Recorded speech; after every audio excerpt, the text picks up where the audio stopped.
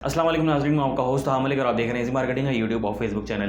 नाज़रीन, आज की इस वीडियो में बात करने जा रहे हैं प्लॉट और अपार्टमेंट के अंदर इन्वेस्टमेंट करने के हवाले से आपके लिए कौन सी इन्वेस्टमेंट ज़्यादा बेहतर हो सकती है। आज की इस वीडियो को देखने के बाद आप बेहतर फैसला कर सकेंगे। सबसे पहले आपको बताता चलूँगा, अगर आप अपार्टमेंट की तरफ जाते हैं या फिर अपार्टमेंट में इन्वेस्टमेंट करने जाते हैं तो उसके फ़ायदे क्या हैं और नुकसान क्या हैं। अगर हम फ़ायदों की बात करें तो सबसे बेहतर और जो सबसे पहला फ़ायदा है अपार्टमेंट का वो ये है कि अपार्टमेंट में इन्वेस्ट करके आप वहाँ से रेंट जनरेट कर सकते हैं। आप वहाँ से अपना रेंटल रिटर्न उठा सकते हैं और एक अच्छा रिटर्न ऑन इन्वेस्टमेंट आप वहाँ से जनरेट कर सकते हैं। आपकी इन्वेस्टमेंट एक जगह रुकी नहीं रहेगी बल्कि वो बढ़ती भी जाएगी वक्त के साथ साथ। उसके लिए भी आपको बताता चलूँ कि आपकी जो इन्वेस्टमेंट है उसकी वैल्यू भी अप्रिशिएट होगी रेंटल रिटर्न के साथ साथ। एक तरफ तो आपके रेंटल रिटर्न बढ़ता रहेगा, दूसरी तरफ आपकी जो वैल्यू ऑफ इन्वेस्टमेंट है या फिर वैल्यू ऑफ अपार्टमेंट है वो भी बढ़ेगी वक्त के साथ साथ। क्योंकि जैसे जैसे वक्त गुजरता है वैसे वैसे इन्वेस्टमेंट में ग्रोथ आती है और आप वहाँ से एक अच्छी इन्वेस्टमेंट उठा सकते हैं उसको सेल आउट करने के बाद उस अपार्टमेंट को। दो फ़ायदे बिल्कुल डायरेक्टली हैं, एक ये कि आप रेंट उठा सकते हैं, रेंट जनरेट कर सकते हैं,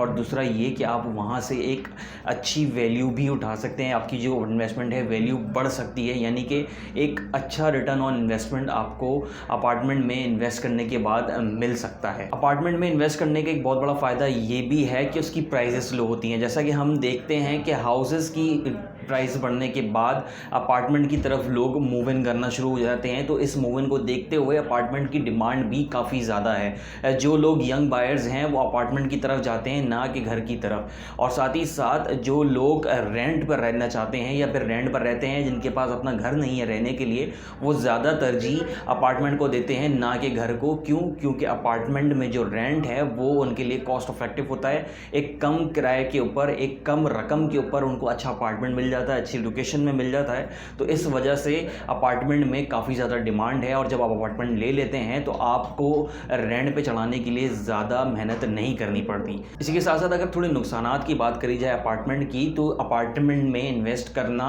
आपके लिए थोड़ा सा कॉस्टली भी हो सकता है। क्योंकि जैसे जैसे बिल्डिंग पुरानी होती जाती है वैसे वैसे उसकी मेंटेनेंस चार्जेस की मद में आपको काफ़ी ज़्यादा जो कॉस्ट है वो बेयर करनी पड़ सकती हैं। कॉस्ट में अगर आप देखें, अगर आप किसी पुरानी बिल्डिंग के अंदर अपार्टमेंट ख़रीद रहे हैं तो पहले तो आपको ख़रीदते के साथ ही उसको रीफर्निश करना होगा। उसमें जो तमाम चीज़ें हैं, टाइलिंग हो गई, पेंटिंग हो गई, तमाम चीज़ें आपको सही करनी होंगी, तभी जाके आपका अपार्टमेंट रेंट पर लगेगा। और ये तमाम चीज़ें आपको कॉस्ट जो है वो बेयर करनी पड़ सकती हैं इन तमाम चीज़ों के हवाले से। साथ ही साथ अपार्टमेंट को सेल आउट करना भी आसान काम नहीं होता। जैसे जैसे बिल्डिंग पुरानी होती जाती है वैसे वैसे उसकी जो डिमांड है मार्केट में वो कम होती जाती है और इन तमाम चीज़ों को देखते हुए बायर्स पुरानी बिल्डिंग की तरफ कम आते हैं। तो ये एक सबसे बड़ा मसला है अपार्टमेंट में इन्वेस्ट करने का। क्योंकि आप उसको इजीली सेल आउट नहीं कर सकते। इसी चीज़ को देखते हुए एक और नुकसान ये भी है कि शायद आपकी जो इन्वेस्टमेंट है वो डेप्रिशिएट हो जाए, यानी कि आपकी अपार्टमेंट की जो वैल्यू है वो कम हो जाए। क्योंकि अगर बिल्डिंग पुरानी हो जाएगी, आपका अपार्टमेंट अच्छे शेप में नहीं होगा तो बायर्स वहाँ पर नहीं आएंगे उसको परचेज़ करने के लिए। इन तमाम चीज़ों को देखते हुए अगर अब मैं कंक्लूजन निकालूँ तो अपार्टमेंट में अगर आपको सिर्फ़ और सिर्फ रिटर्न चाहिए, अगर आप रिटर्न के लिए जाना चाहते हैं तो अपार्टमेंट एक अच्छा ऑप्शन है, लेकिन साथ ही उसमें आपको मेंटेनेंस कॉस्ट और दूसरी चीज़ों के ऊपर थोड़ा सा कॉम्प्रोमाइज़ करना पड़ेगा। और साथ ही अगर आप उसको सेल आउट करने जा रहे हैं एज़ कम्पेयर टू प्लॉट, आपका अपार्टमेंट थोड़ा देर से सेल आउट होगा। अगर आपको फ़ौरन पैसों की ज़रूरत पड़ जाती है तो अगर आप अपार्टमेंट को फ़ौरन सेल आउट नहीं कर सकते। साथ ही साथ डेप्रिसिएशन का भी जो इशू है अपार्टमेंट के अंदर वो भी एक बहुत मेजर मसला है। क्योंकि वो डिपेंड करता है बिल्डिंग कितनी पुरानी है, बिल्डिंग कहाँ पे लोकेट करती है, बिल्डिंग के शेप के अंदर है। ये तमाम चीज़ें बहुत ही ज़्यादा मैटर करती हैं अपार्टमेंट में इन्वेस्टमेंट करने के लिए। नाज़रीन, इसके बाद अगर हम प्लॉट्स की तरफ आएँ और प्लॉट्स के फ़ायदों की बात करूँ तो प्लॉट्स में सबसे पहला जो फ़ायदा है वो ये है कि यहाँ पर डेप्रिसिएशन आपको कम मिलती है, गारंटीड आपको कैपिटल गेन मिल जाता है प्लॉट के अंदर।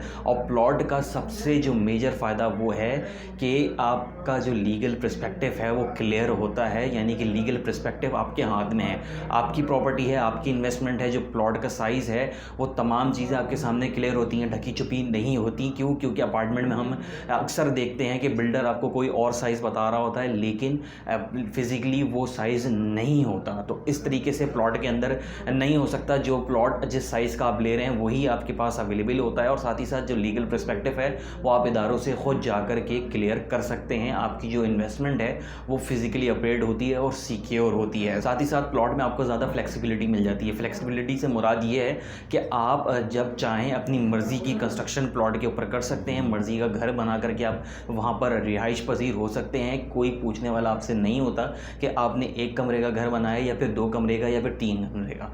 ये आपका प्लॉट है और आपकी इन्वेस्टमेंट है। आप जब चाहें इस पर जिस तरीके की कंस्ट्रक्शन चाहें आप करके रह सकते हैं। साथ ही साथ आपको ज़्यादा कॉस्ट आपको नहीं बेयर करनी पड़ती। क्यों? क्योंकि प्लॉट में कोई भी मेंटेनेंस चार्जेस नहीं होते, या फिर मेंटेनेंस के हवाले से प्लॉट में इतने मसले मसाइल नहीं होते एज़ कम्पेयर टू अगर हम अपार्टमेंट की तरफ आएँ तो।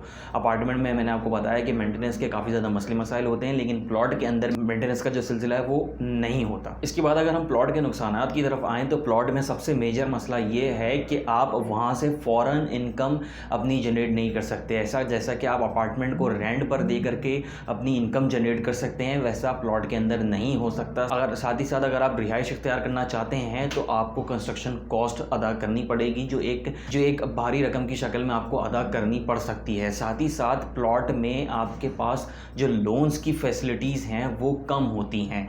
मोस्टली इदारों में देखा गया है कि वो अपार्टमेंट और घरों के ऊपर लोन तो दे देते हैं, लेकिन प्लॉट्स के ऊपर लोन्स की जो अवेलेबिलिटी है वो कम होती है डिफरेंट मुख्तलिफ इदारों की तरफ से। आज के लिए इतना ही। अपने होस्ट ताहा मलिक को दीजिएगा इजाज़त। अल्लाह हाफ़िज़।